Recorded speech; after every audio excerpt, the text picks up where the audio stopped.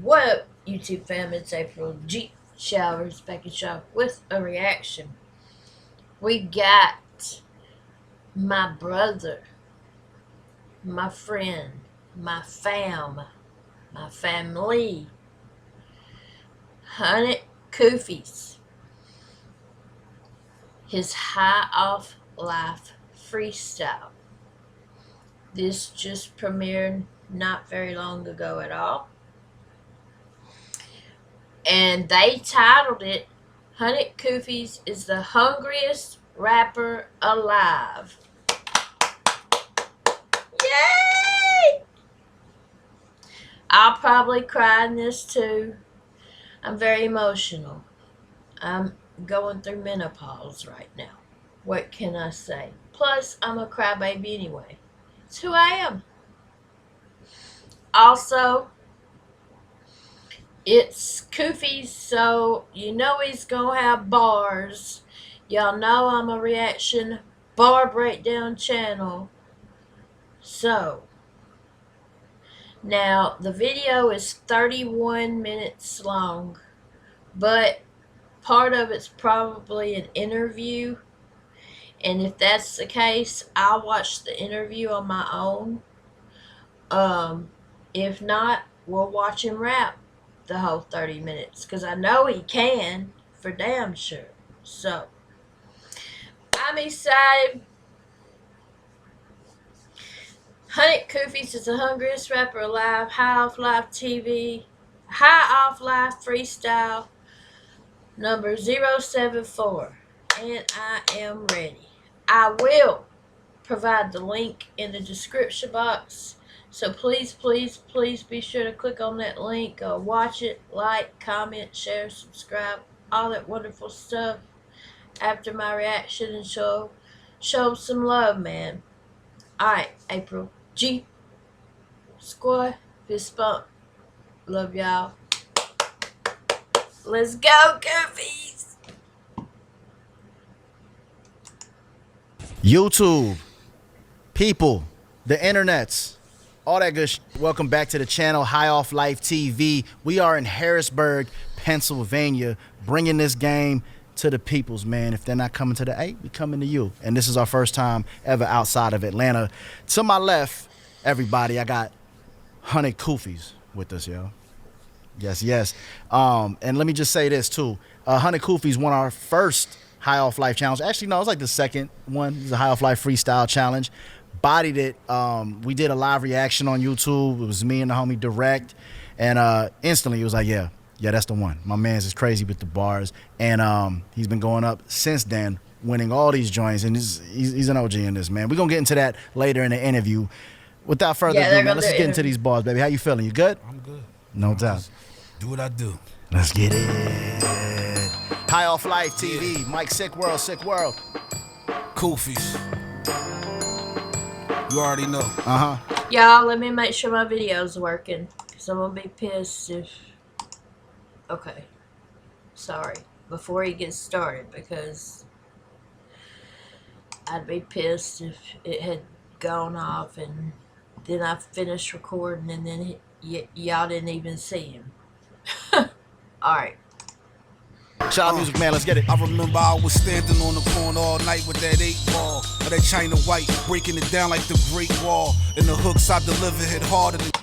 Already. Standing on that corner with that 8-ball. Cocaine. That China white. Hold on. He said something about... that China white, breaking it down like the Great Wall. Breaking it down like the Great Wall. The Great Wall of China. Come on, bro. Come on, Kufis! On the corner all night with that 8-ball of that China white, breaking it down like the Great Wall. And the hooks I deliver hit harder than Jake Paul. What you looking at? The hooks I deliver hit harder than Jake Paul. Y'all know he bought. Come on. The Great Wall. And the hooks I deliver hit harder than Jake Paul. What you looking at? Reincarnation of Nate Dogg. I'm an East Coast nigga with a... What you looking at? Reincarnation of Nate Dogg. R.I.P. Nate Dogg. And he just got through saying he delivers hooks. You know, Nate Dogg was well known for his hooks in songs. I'm gonna pause a lot.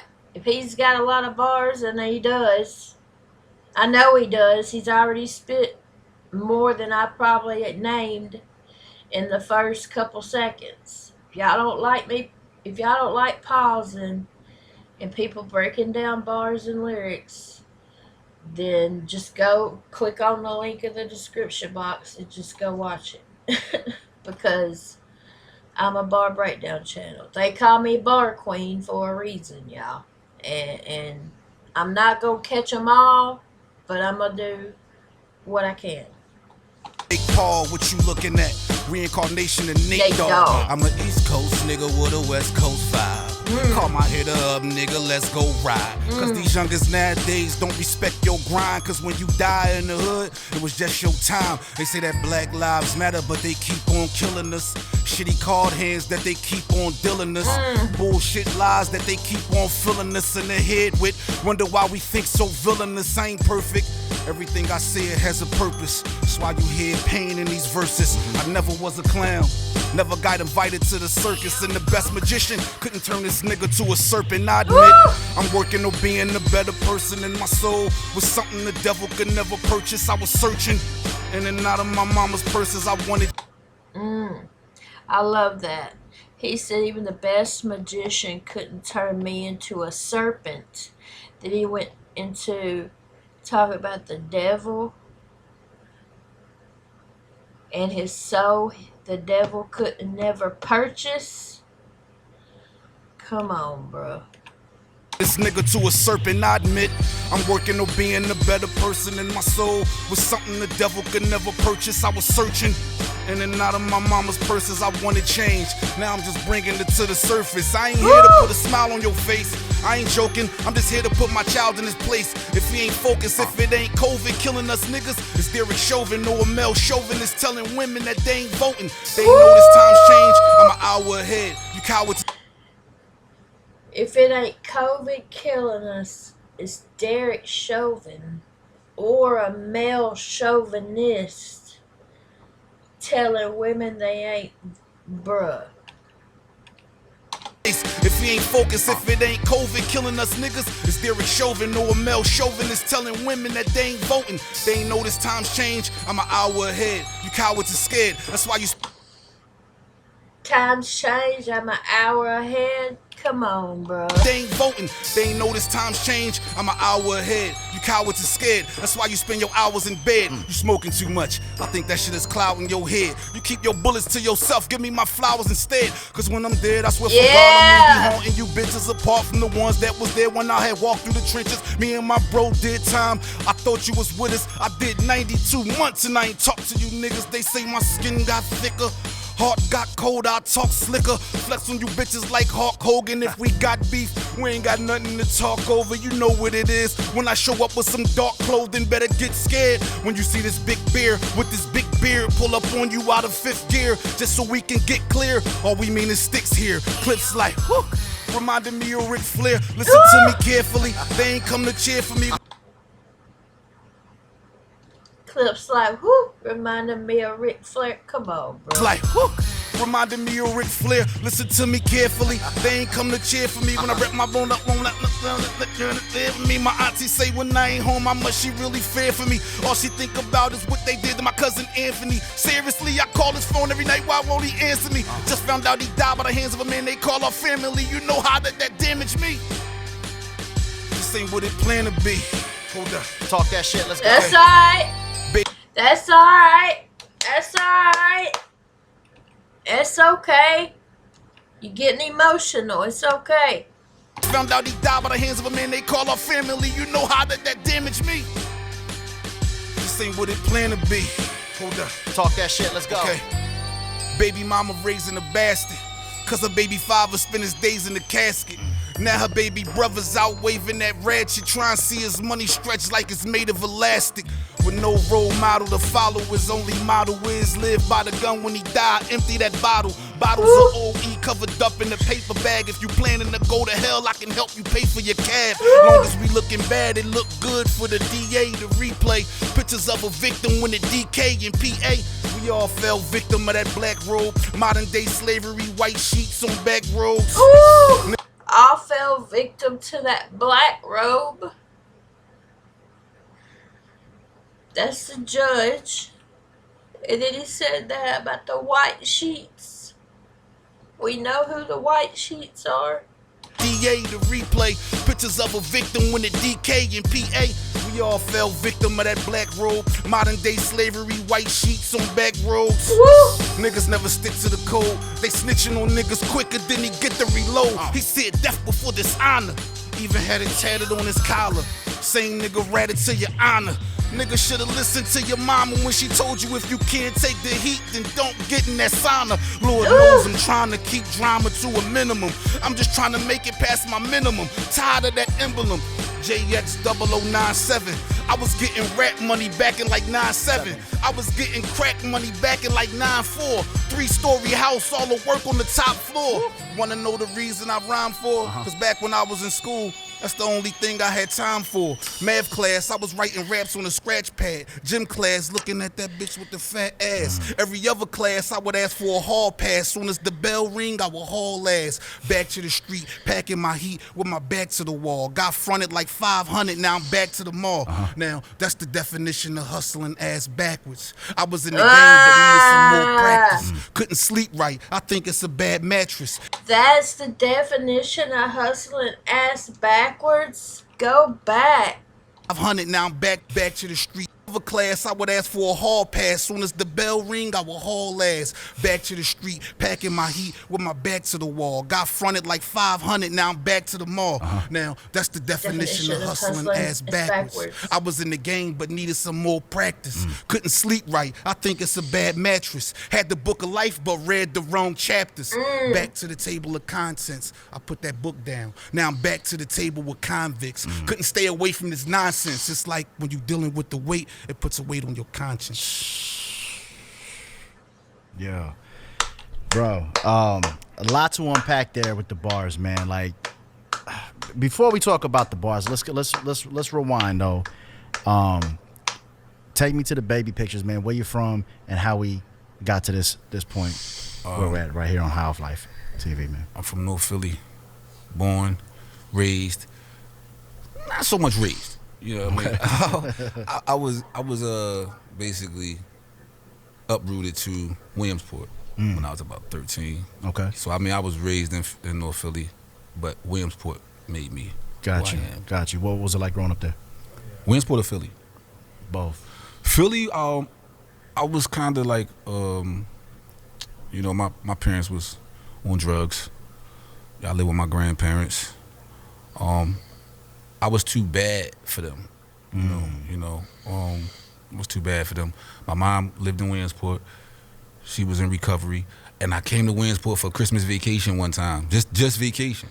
You know what I'm saying? And I called my grandma to pick me up, and she was like, "We just don't know what to do with you, baby." And it was like Williamsport now. And at first, I didn't like it. I was Okay, y'all. I lied.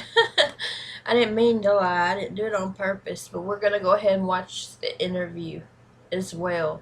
Since the freestyle was only a little over 5 minutes, I want to watch the interview. And I want to have it on my channel. I think it's important for people to know where people come from, their background, and then how they made it out. You know what I'm saying? And I hope y'all will stay and watch and listen. And I promise you can learn a lot from this man right here. Right here. I promise. going to boot camps and group homes and all that stuff. And I mean, I think it was a blessing though, because I'd have probably been a lot worse off in Philly. You know what I'm saying? So Williamsport, it's a blessing. It's not as good as it used to be back then, Okay. It's very a bad place to raise your children now. Oh, why is that? It's a lot of violence, a lot of youth killing the youth, and it's not even like the crazy thing is it's not even our era of the violence that's doing the violence, but our era, like I learned from the older guys, you know what I'm saying, and I have a son that's 17, but it's like our children, I want to know who they learning from. Because if our era is not teaching, because the people I learned from didn't, I always had respect for my old heads. And if I have children, I teach my children the same thing I learned. So when my friends and my peers, their children is committing these crimes, it's like, how how did y'all mess up there? Like, you know what I'm saying? Right. Do you think it's a product, them being products of the environment? Because if you're saying the place is bad, and then it's like bad things is popping off, maybe there's not as much opportunity or. But it wasn't bad. That's the part. That's the part that I don't understand. It wasn't bad when I was growing up. So I learned from this guy. You know what I'm saying? This guy taught me. I had children, and our children are the ones that's making it bad. So where they get it from? So where did y'all get it from? Because we didn't get that. You know what I'm saying? So it's like, it's crazy. That's crazy. So I mean, you were saying that Maybe who the children hang around and hang out with. You know what I'm saying? Maybe they're hanging out with people that where you don't know who those kids' parents are. Or maybe those kids that they're hanging around's parents ain't in the picture. You know what I'm saying?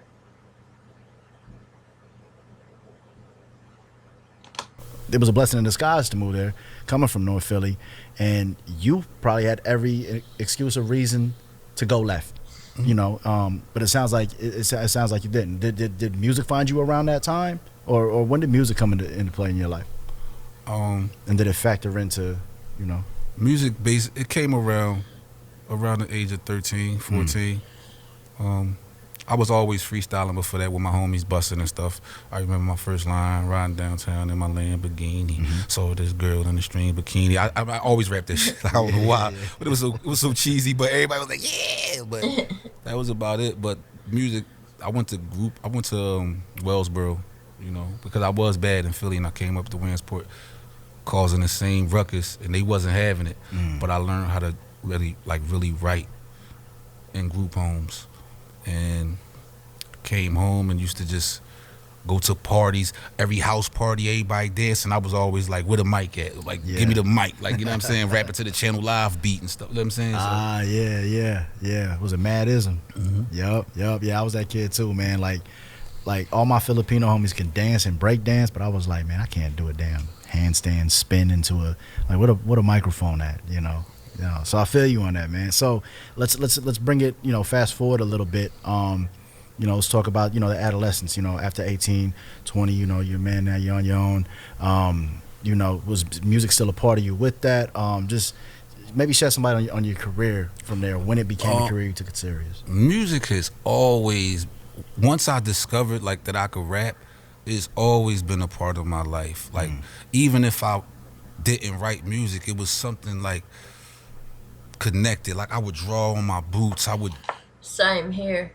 I don't draw, I write. But music has always been a part of my life since I was younger than what Kufis said. I remember still living in Alabama, being 7, 8 years old, standing in front of my mirror with a hairbrush, dancing and singing.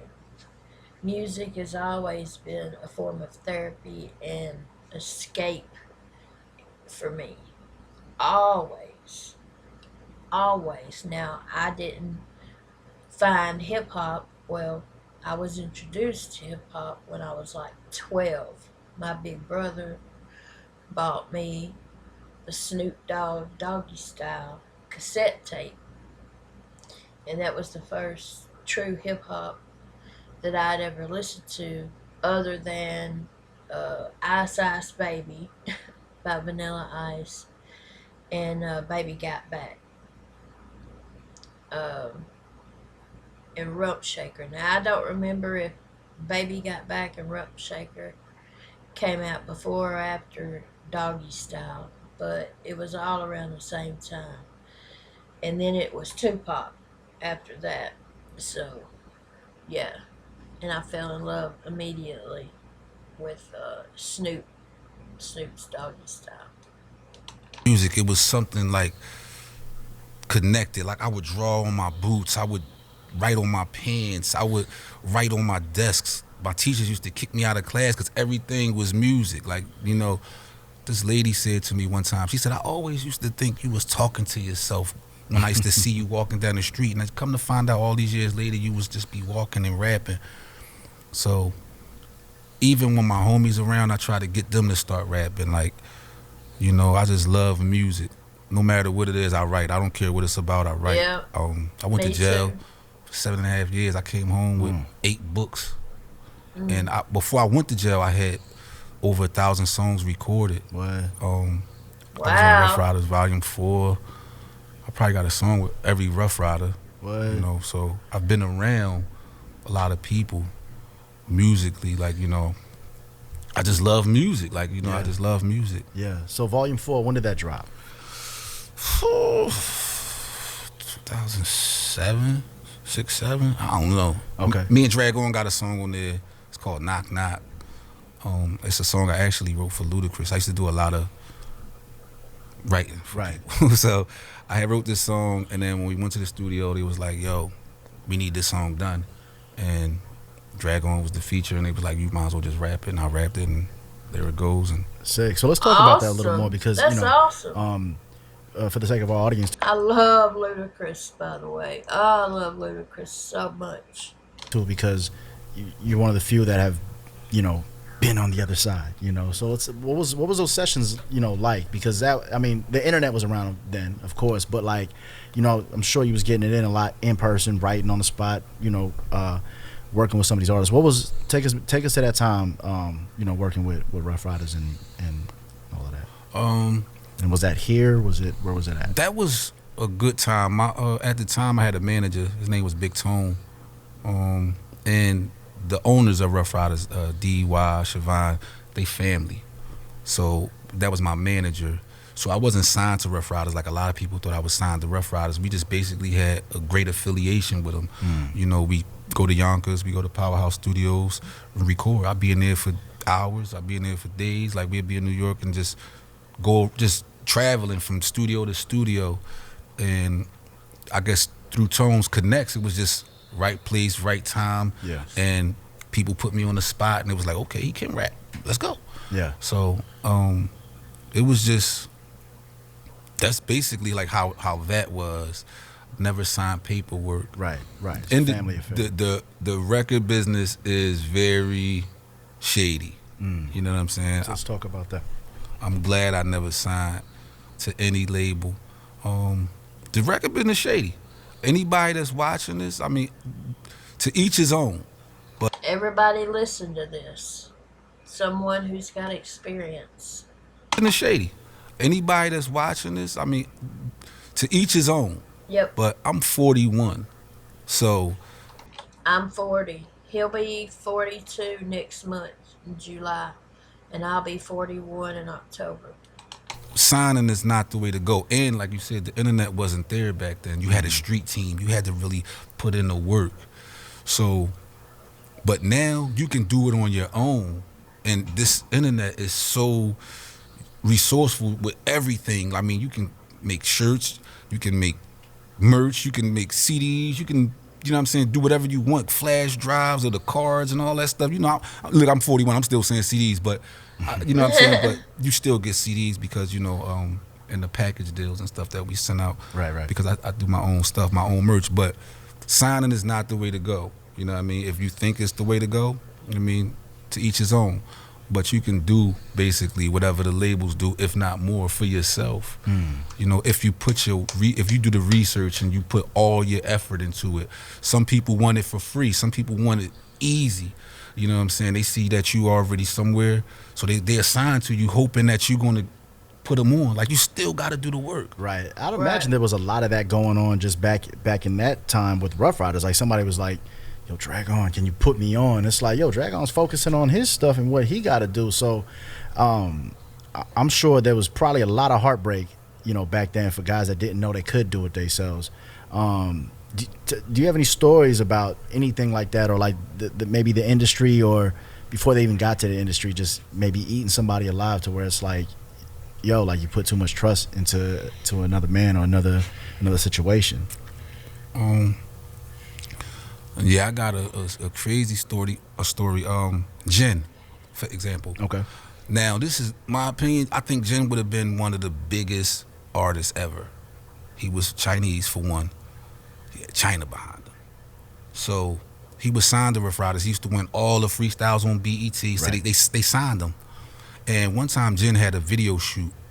And when I met him for the first time, when you meet these artists, the way they rap, they give off a persona. You think that they arrogant. I always thought Cassidy was arrogant, which he is to some people. He wasn't arrogant to me. But I thought Jen was arrogant, but he was super humble. And we talked, we traded phone numbers, we started talking, and building. The next time I saw Jen, he was basically broken. Like he gave up on music. And I'm like, why'd you give up on music? And he basically said that he couldn't go anywhere because the label basically put him on the back burner. Oh, okay. So he was restricted. His hands was tied. Yeah, because Rough Riders had so many people. They had Eve, they had Dragon, they had DMX. You know what I'm saying? I see. So you get put to the back burner, and like I said, I don't know the business, but I'm thinking if you put this man on, and Yao Ming was big at the time, like it's like. Why wouldn't he? Yeah, be big? You're right. exactly. They could have used the marketing, like put him and Yao Ming in the video because that Learn Chinese song he had. It's like you got China behind you. Y'all can take over. Right. You know what I'm saying? And Popping Willies in China. They did it. I mean, and it's just sad. Yeah, I figure. And didn't he end up going to the Mecca, like going to China, and then actually starting building his career in music and film out And there? film, He reinvented himself, Yeah. right? Independently. Yeah, he did it. He did it all. So he was after the fact. right. But I don't know the litigations that took him to get there. Like, you know what I'm saying? It's because once you into that contract, it's like, how do you do it? What's the steps to take? Right. So it's kind of like even digging yourself a deeper hole than you was before you even walked into it, man. That's crazy. Let's fast forward to now, because I want to talk about being independent, because nobody's rapping more than you. I feel like when you see the gram, and then I know you've done all the contests and stuff like that. Even YouTube embracing you in the bars. And what I love about that is that you're a lyricist and you're an MC and you have something to say and people are reacting to it. You know what I'm saying? People, and I don't mean reacting to it like literally like YouTube. They're just like, damn, this dude is dope. Oh, that's crazy. That's witty. You know what I'm saying? What's that been like for you over the last 2 years? Because I know you did the High Off Life freestyle challenge maybe about 2 years ago. So I think maybe, correct me if I'm wrong, all of that was happening around the same time. My YouTube, the High Off Life actually was before the YouTube even happened. My YouTube thing happened basically off of the Nick Cannon diss. Oh, right. You know what I'm saying? Right. The year 2019, we went to Cali. It was a Matt Barnes, Snoop Dogg event. Like fuck cancer event, basically. Gotcha. We wound up going to like Nick Cannon's house. It was a lot of people there. My homie was like, "Yo, this is one of the best rappers you'll ever run across." Things came up like talk. Wasn't nothing major. Nothing major. Wasn't no bad blood or nothing. He was introducing you to Nick like that. Yeah. Okay, got it. So no bad blood. Just exchange info. About a year, not even a year later, a couple months later, I see that Nick Cannon, Eminem, one of my favorite rappers, mind you. Nas my favorite. Pac my favorite person that rap. Yeah. But anyway, so I see Nick Cannon, and he always going at it with Eminem. But I seen all of the Wild 'N Out dudes going at him. So I'm like, man, fuck it. And I just start writing, and I dropped it freestyle. Me and my homie, he recorded it for me, walked down the alleyway, posted it on Facebook. It was cold, yeah. cold out And there. it was like one of those write it, try to record it, and it was like I don't know the words, like, you know what I'm saying, but it was that cool. We kept taking take over. Yeah. Dropped it, put it on Facebook. It started getting a lot of views. I tagged this dude named No Life Shack. Didn't know who he was at the time. Very good friend of mine now. And that was like the beginning of 2020. Was it 2020, guy? Yeah. 2020. Yeah. January the 5th, 2020. Me and Shaq actually reacted to it on the exact same day. Obviously, I didn't have nothing to do with Kufis' YouTube career blowing up because I didn't even have 1,000 subscribers at that time. But No Life Shaq reacting to Kufis did. It's beginning of 2020. Yeah. February, he kind of reacted to it. I literally had 250 subscribers. By the time he saw it, it was at 1,200. After he reacted to it the next day, I had 30,000 subscribers. Crazy. I woke up like, what? Cause I didn't even know who he was. You know, I just shared the video on Instagram. And that's what my YouTube, that's what basically boosted it. But I've seen other people react to it because I didn't even know what reactors were. Right. Because, like I said, I didn't use YouTube. It was like a deterrent for me. I was getting 10,000 views on Facebook and get 30 views on YouTube. So it's like, I don't care about YouTube. Didn't know I could monetize. Didn't know nothing about it. Right. Yeah. Right. You know, I'm fresh out of jail. And I'm not caring about all this stuff. You know. Right.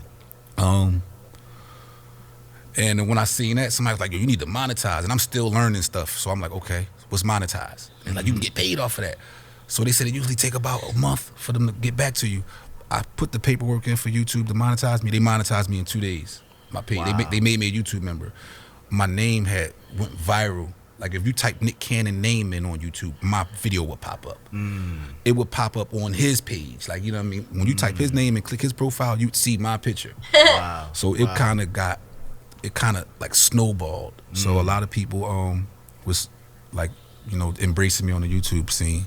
All the rappers, I probably got a song with every YouTube rapper now. You know, I'm working on an album now called Fan Base, and I like putting other artists in position that I wasn't in, and I wanted to be in position. Right. So He is rapping a song that I wrote. I didn't rap it on purpose. I read it because I knew he was going to make it into a rap song. It's called My Story Told with 89 Eminem references, and it's going to be on this album, Fan Base, that he's talking about right now. So my song that he's going to rap that I wrote is going to be on there. Thank you, Kufis. Love you. I got fans, like you got fans. I take one of your fans and put them on my song with their favorite rapper, because say a Crypt or Dax or somebody that's gonna charge you, they're not gonna charge me. So I do a song with Dax, and then I'll put one of his fans on the song, and that's how my whole album is. Yeah. You know, My man backdoored it. He was like, but I let the artist know, like, you know what I'm saying. I'm letting the artist know this is what I'm doing. I'm doing an album called Fan Base, and this is how it goes, and everybody gets a percentage of the album. Yeah. So it's teaching those artists it's teaching those fans that you can make money off your music. yeah. Yeah. You know what I'm saying? That's fire, man. That's fire. If I can jump in real quick, what's dope about that is that what I love is that, you know, we came from an era where it was like, how can we be so smart and witty in our marketing to touch people and react to people? So we spend our money and we do this, and how can we be all cool and shit like that? But what you're doing is like, how can I just genuinely connect with, you know, your fans and with people, and do that smartly? You know what I'm saying? You're not trying to, you know, it's not conniving, it's not cunning necessarily. It's just like, yo, that's so dope. You know, and then people, I'm sure, are grateful for that. Then more fans want to rock with you because I just said thank you. He said people are grateful for that. I just got through saying thank you. there may be an opportunity there, but at the end of the day, they still rocking with you because of your talent and your music, man. But Yep. that's genius, bro.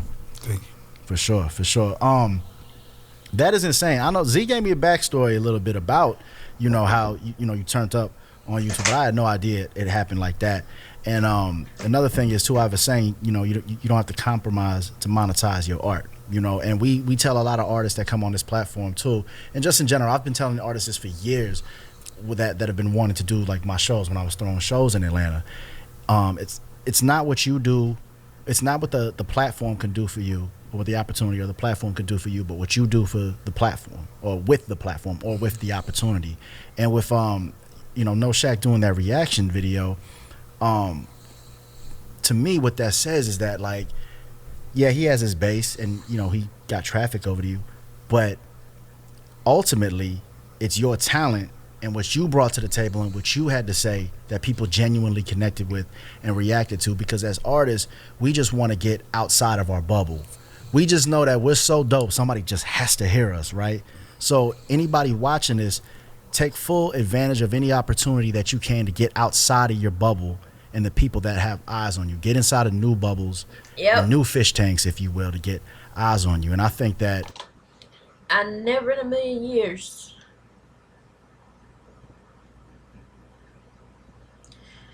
thought that I would be going to Crip's cookout last September. He had his very first Labor Day cookout, September last year, and I got invited. And I had less than 4,000 subs, or close to 4,000 subs. And I got to be in the Cookout Cypher music video and watch Kufis, Crip, all of them rap and work, and meet so many YouTube legends. And I got to perform at Crip's live cookout concert. And then, as long as my health allows, I'm invited back again this year to go. So, you just never know, man. I'm telling you, I was a nurse for 20 years. And my whole life career changed when I was 39. 39. Now I'm 40. I'll be 41 in October. And now I'm a YouTuber, reactor, bar breakdown channel. They've nicknamed me Bar Queen. No Life Shack and Kufis and Crip and Dax and Merkham's and King Blitz, script work. I mean, so many people I can name. Devo the Ambivert. And it's just so many people. So many amazing people that I've met. Mama C. And I'm so grateful. And now, I'm a writer. I've been a writer my whole life. But I've been rapping now for about a year and a half. A little over a year and a half. And it's just crazy. get inside of new bubbles and new fish tanks, if you will, to get eyes on you. And I think that, and correct me if I'm wrong, and maybe I'm friends with Tech Nine. What the you know what I'm saying? You just never know, man. you can go further in on this, but like once they saw you, they was like, oh, this guy's crazy. What more does he have? And they're subscribing, and then you got more reaction videos from that as well, right? Or was No Shaq the only one? No, that Nick Cannon one probably got over 100 reactions from 100 different people alone. Crazy. No Life Shaq's probably reacted to me 6-7 times since then. Mm. So I mean, I know all the reactors, and like you were saying, like how people say, can you put me on? I get so many people like, yo, can you get No Life Shaq to react to this, or can you get, Crip to react to this? I've been a part. All the YouTube ciphers, they all hit over 1 million views. Like every cipher I've been a part of since then, I've been to the YouTube cookouts, and you know what I'm saying. So it's really, it was like a blessing. It's definitely a blessing. But like you said, Shaq he put the eyes on me. But it took for me to keep going and keep doing it for the people to subscribe more, because I'm at probably 55 now. That's what's up. That's what's up. Yeah, Shaq reacted to London Bees, and that went up. I don't know, Z. I don't know if London's YouTube had went up from that. I'm sure it did, but it's just dope to see that, man. It's just more eyes on another thing, and then it's like, oh, this is crazy. More people react. Now you can monetize when you didn't even know 2 days before what monetizing was, man. So that's a true success story, man. For real, that's dope, man. Let's talk about the bars and the craft, man, because that's why we're here. That's what you're awesome at. What goes into your writing process, man, when it comes to the bar? Are you looking at the whole thing as a whole? Do you just start from the jump and just keep going until you finish? Or how do you approach it? I know you've been doing this for a long time, man, so give us some game on the writing process. I just hear the beat. The beat tells me what to write. Usually 90% of the time. Like I said, I came home with 8 books, and I can't even rap those raps that's in my book, because when I hear the beat, it's like, I gotta write to it. So sometimes I go off the title, sometimes I go off of the feeling, you know. Like people hear, and you know, people hear a beat and be like, this is a story beat, and I might hear it and be like, this is a hard beat, D block type. I mean, I just hear certain things, and it's like, are those raps that's in my book wastes because I have to write? And I don't know, but that's my writing process, is just hear the beat, write to it, listen, write. That's it. I don't even have I don't have an off button. I don't have an on button. It's just, I've been rapping so long, it don't matter. You can give me a beat right now and tell me I need to have a verse done in 40 minutes, and I'll have it done, and I'll record it.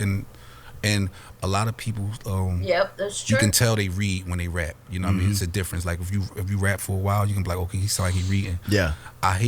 He'll tell you, you can't be in the studio with me recording if I got my phone, because everything has to sound professional, has to look professional.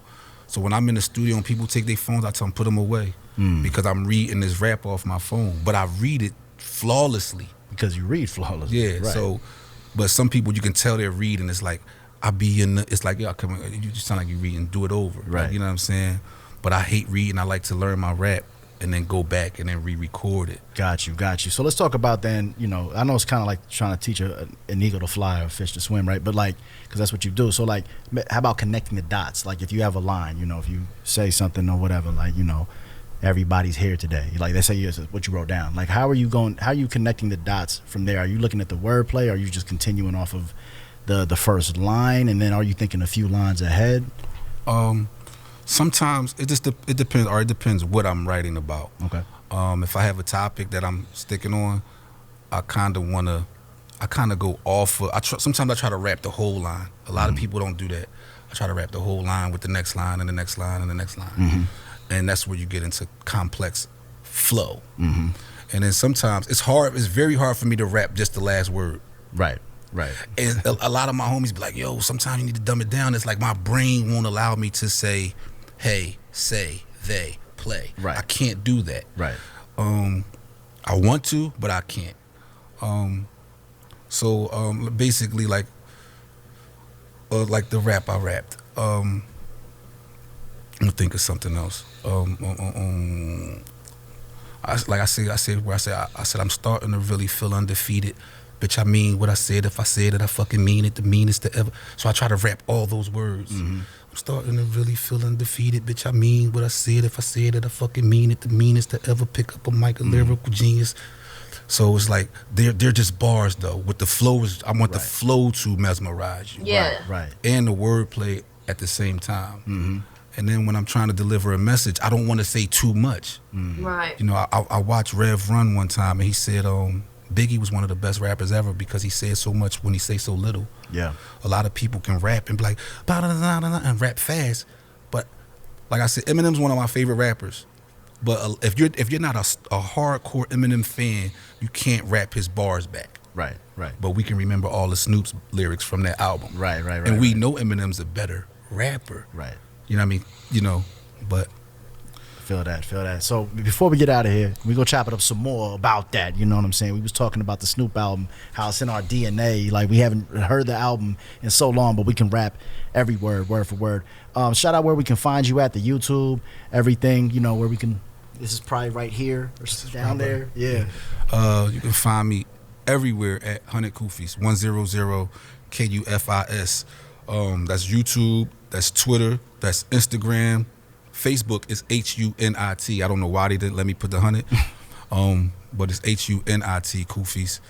I have a website, 100 Kufis. HUNIT.100 Kufis. Don't worry about that. It's gonna be on it's gonna be in the link somewhere on one of my Instagram or YouTube pages. But that's about it. That's the only sites I have. I don't have. Oh, I have it. I just got a TikTok. Oh, snap. Okay, yeah, I did some Kato on the track beats. Oh yeah, I've been saying that. Yeah. Shout out Kato, man. Yo, Kato, link. Yeah, link. yeah. I got a beat by Kato. Him and my homie John Glass sent me a track. Oh, lit. Yeah. That's what's up. That's what's up. But yeah, I got TikTok. That's 100 Kufis, 100 Kufis. No doubt. That's it. Like, I don't have any other sites. If there's any other sites that, you know. Farmers Only. Well, shout out to Farmers Only, bro. Farmers Only, what's that? So you gotta have it's like Match. No Farmers Only. No Farmers Only. Okay. Nah, fool, man. Hey, but yo, shout out everybody that's been watching, man. Tuned in to High Off Life TV. That's amazing. So proud of him. So proud of him. That was 100 Kufis. It's the hungriest rapper alive. Half Life Freestyle 074. Shout out. I'm sorry, y'all. Let me go to the beginning and see this guy's name. Back to the channel, High Off Life. Mike Sick. Shout out to Mike Sick right there. And of course, shout out to my brother, 100 Kufis. Hope y'all enjoyed that. I know I did. The rapping was amazing as always. The interview was very amazing, very inspirational, motivational. And I hope y'all enjoyed it as much as I did. Y'all comment below y'all's thoughts. Be real. Be respectful, please. Be real. Please, please, please, please, y'all, click on the link in the description box. And make sure y'all go like it, watch it, share it, comment on it. All that good stuff. You know what I'm saying? And subscribe. Subscribe to High Off Life. I've been subscribed to him for a while. And if you're not subscribed to 100 Kufis, subscribe to him. I will put the link to his channel in the description box as well. Alright, y'all. But yeah, comment below y'all's thoughts. Be real. Be respectful, like I said. And yeah, please like this video on your way out. It's a lot more important than you think. And please subscribe to my channel, y'all. April G. Squad. Fist bump. Love y'all. And I'll see y'all in just a little bit. Peace out.